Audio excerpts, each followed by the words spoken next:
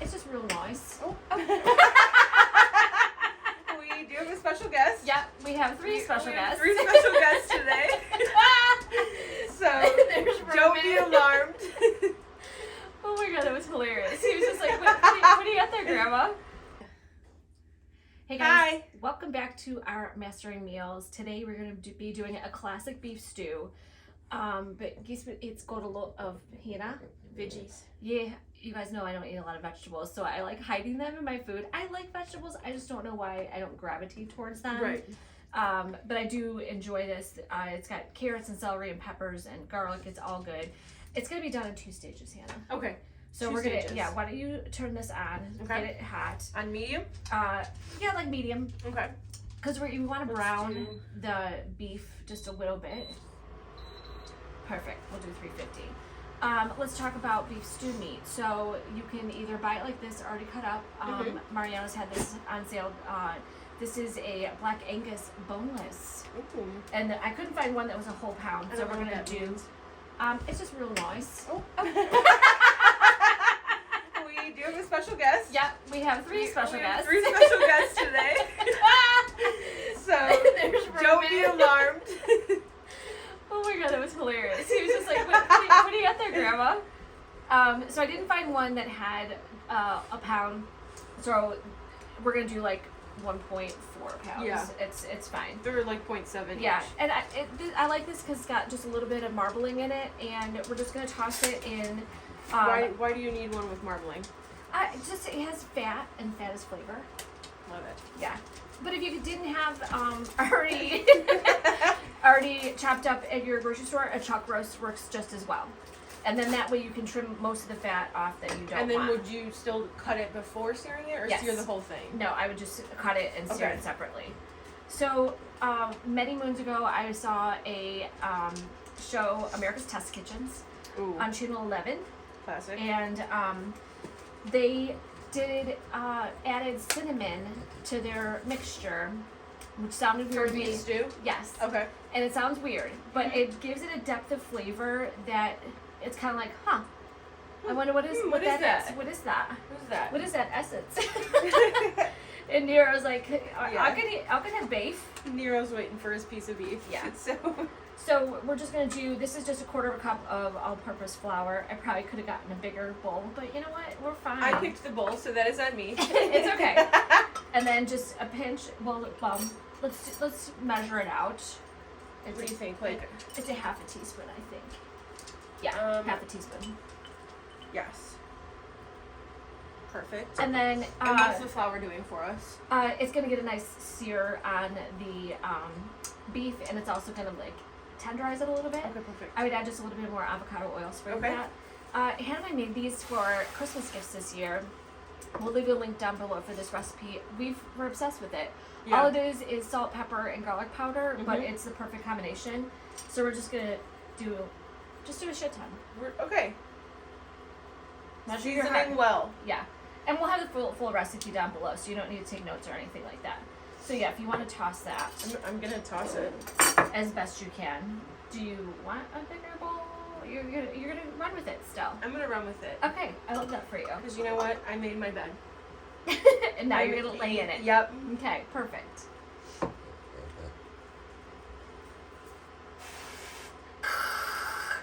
Do you know, I've put this on the Weight Watcher app, and it says 0 calories. The serving size is a 1/4 second spray, but I've gone all the way up to like 60 seconds, and Of the still spray, and it it's still still says 0 0. points. So I love that for us. That looks pretty good. Yeah. Do you think you go oh? I think And so. we can toss some of this Yeah. in there because that's gonna kind of thicken the sauce anyway. If there's any. So just straighten the pan. Yeah, I would. Yeah, You want to do piece by piece? I would, but you don't have to. Do what you want, Hina. Just dump it in, and then you can. No. Organize it. It's a kai. We putting it in. All right. And so once we do the meat, we're gonna sear it on both sides. Normally, if you don't have a pan this big, you would have to do in batches because you don't want to overcrowd your pan because then you're steaming the meat and not getting a nice crust on it. This is actually my friend Bobby's 12-inch pan. I'll leave a link below. I don't have a discount code for it, but I love this pan. I never thought I would want this big of a pan just living by myself, but I use it all the time. It makes a big difference. It's good for stuff like this when you have to sear. Oh, so we probably will have to do this. We might have to do batches. Yeah, which is fine. So we're gonna brown both sides. Then when we get back, we'll show you what the meat looks like when it's seared. Then we're gonna add the vegetables, the sauce, and then just enough beef broth to cover the top. And then we're just gonna cook the vegetables until they're fork tender. All that goes in a blender, and then we add it all together with minus the meat, and then add potatoes, and then it goes in the oven. And so the veggies get hidden in the sauce. Yeah, and no one will know that they. No one. And then all they just see is meat and potatoes. Exactly. I love that for us. I love that for us. Yeah. All right, we'll show you what this looks like. And now we're gonna add the vegetables, and we're gonna cook this until they're like fork tender. It probably only take like, I don't know, 9 minutes, something like that, because I diced it kind of small, just enough so that we can puree it, and it's gonna blend with the tomato paste and the tomato sauce. We've got garlic, red pepper, celery, carrots. I would add onion if you are an onion fan. Yes, if you're an onion fan, this is where you would have the onions. And the, I am obsessed with fire roasted tomatoes. I know you are. They're good. Every single time I will spend the extra money. This is Muir Glen, my favorite brand. It's got like little chard marks on it. And it just adds another depth of flavor. And then how much could you use regular, just canned tomatoes? You sure could. You can actually use cherry tomatoes too if you want to do fresh. Because they would just cook down. This would be like a good farmer's market. Yes. Dish. Although I don't know if I'd be eating beef stew in the middle of this. That is very true. So. But you would have fresh veg. That's true. So I'm gonna do. Normally, if I was gonna use this whole can, I would put.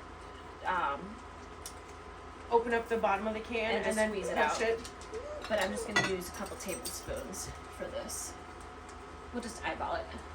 And now, why do you do the paste with the tomatoes? The paste just is like super condensed and concentrated. So it just feels like it's been simmering for a really long time. And now we're gonna add just enough beef broth. There's 3 cups total in this recipe. We're gonna add just enough beef broth to cover the vegetables. Normally 4 cups comes in here. That's good. And yeah, and now I'm just gonna add just enough to cover. Yeah. That's perfect. Yep, and we'll add this back in at the end. So once this is cooked, we're going to puree it, probably off camera because we don't need to bring a blender over here to show you how to blend up some stuff. But then we'll throw it all together, add the potatoes in, and throw it in the oven. It's going to take just 2 hours, and it's going to be amazing. Delicious. I can't even wait. It smells so good already. It really does. Yeah. All right, so our vegetables have cooked down, and like this just looks like gravy. Like it is so good. No one's gonna know there's carrots, celery, tons of veggies, garlic, in there. Tomato, all that stuff. So we're gonna add that back into our pan. Do we want to turn it on? No, because we're gonna put it in the oven. Okay. And here is the remainder 1 cup of beef broth, and I've just added a tablespoon of Dijon mustard and a tablespoon of cornstarch. So we're gonna add that in there as well. Delish. If you want to give that a little stir. Yeah. We also have 2 tablespoons of fresh rosemary that I love. I understand. We also have 2 tablespoons of fresh rosemary. I wasn't talking to you. Oh my Good. God. Nosy. Oh no. And then potatoes. Yep. Throw the potatoes in there. These we just diced. Mm-hmm. It's about 3/4 of a pound. They were baby potatoes, so. Yeah, we just quartered them. And then the meat with all its juice, any juices that are left over. Sorry, I just want to make sure I got all that cornstarch. There we go. Yes. So it's gonna be like a meat and potato stew. Yeah. And like I said, I love that the vegetables are hidden in here, and it's just gonna get such a depth of flavor. It's gonna be so good. Yeah. So this is gonna go into 350-degree oven. Let me just confirm that. Let's confirm. Do I have it in here? I'm just gonna. 350. Woo! And I'm gonna check it in an hour. Our beef stew meat isn't in that big of a chunks. And then when it comes out, we're gonna put some fresh parsley on it. It's gonna be amazing. Delicious. Will you try it? I will try it. Okay. Yeah, this one doesn't like meat all that much. No. But I'm envisioning this would pair well with a crusty bread. Yes, you are correct. Are you So then the dipping. Are you telling me that I need to make a crusty bread for before dinner time? I'm just saying that it would help. If you love me. If I It love would you, help. if I love you enough, I'll make you a loaf of bread. Okay. Artisan bread, please. Perfect. Cheese on top.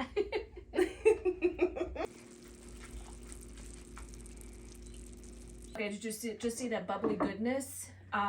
It's fantastic. It's so good. And then once you stir together, this is rich, thick, and delicious. If you wanted to add more carrots to this to make it more traditional beef stew, by Like all chunks of means, carrots? yeah, you could have done that when you added the potatoes. But I like how rich and rustic this is. I almost, even though there's potatoes in here, I'm like, could I serve that over rice I would. or pasta? Team double carb. Yeah. Team double carb for sure. So cheers. Let me get a good. Whoa. Whoa, wow, that's a big bite for you. It is a big bite for me. It might be hot. Oh god. Mm. Mm. Mm-hmm. Okay, but it's so tender. And you get just the slightest hint of that cinnamon. It's I don't know if I didn't put it in here, You might not even know. I don't think I would know that it was cinnamon. But it's such a subtle flavor. It's spectacular. It's incredible. And then you got these little baby carrots. I like using the little baby new potatoes, so then you don't have to peel them.